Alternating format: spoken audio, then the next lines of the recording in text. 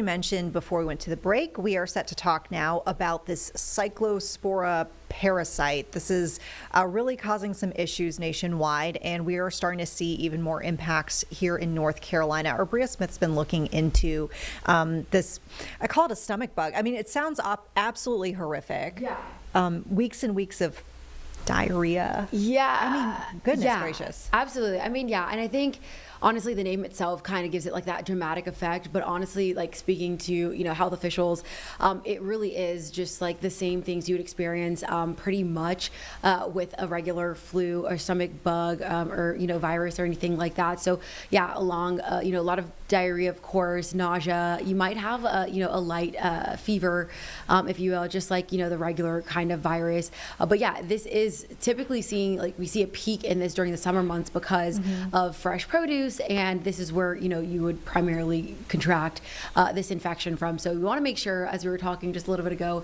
that you are properly cleaning, your produce, whatever it is, typically leafy greens, berries, things like that. So definitely, when you're in the store, I know it kind of has like that mist.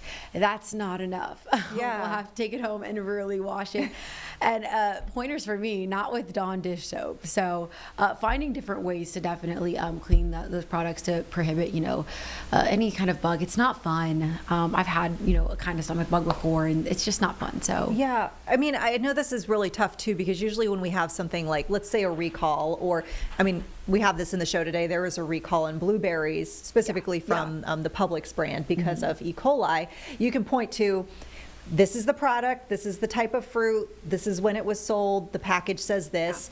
This is much more nebulous, in my opinion. We can't tell people, like, don't eat XYZ because they can't really, to my knowledge, they can't figure out exactly where this is coming from, right? Yeah, no, exactly. And I think too, sometimes you'll get produce and you'll notice like the residue, like from the dirt or the soil, whatever, it might be. And so I think that alone is just like an indicator, no matter what kind of, produce it is, vegetable, fruit, leafy or not, you definitely just want to make sure that you're just washing it properly. So I guess my to-do list tonight, my homework is to figure out how to do that.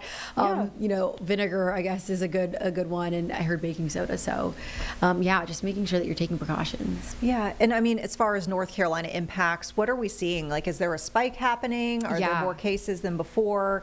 Yeah. Anyone specific at risk? Yeah. Well, public health, no one specifically, but, the state public health, earlier this week announced that there were at least 150 cases throughout our state.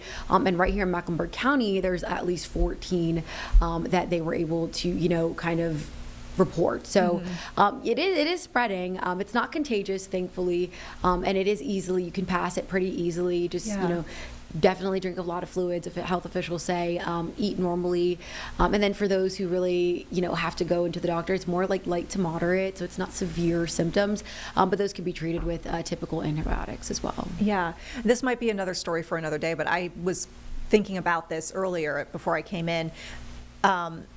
Are there any benefits to, like, let's say, getting your produce from a local farmer versus like a larger kind of mass-produced type situation? I don't even know if we know the answer to that, but probably not. I definitely don't know the full answer to that, but I will say I do think that when you are like at a local farmer market, it seems like the produce might be a little bit more monitored, so it could help, but I definitely can figure that out because that's actually curious. I have to go meal prepping, grocery shopping this week, so that'll help me too. Okay, so you're putting this piece together for our evening newscast. Who will we hear from? When can folks see your pieces air? Yeah, well, we'll hear from Atrium Health officials and also Mecklenburg County Public Health, and this will air this evening at 5 p.m., so we'll have the full story, all the details, and some questions TBD.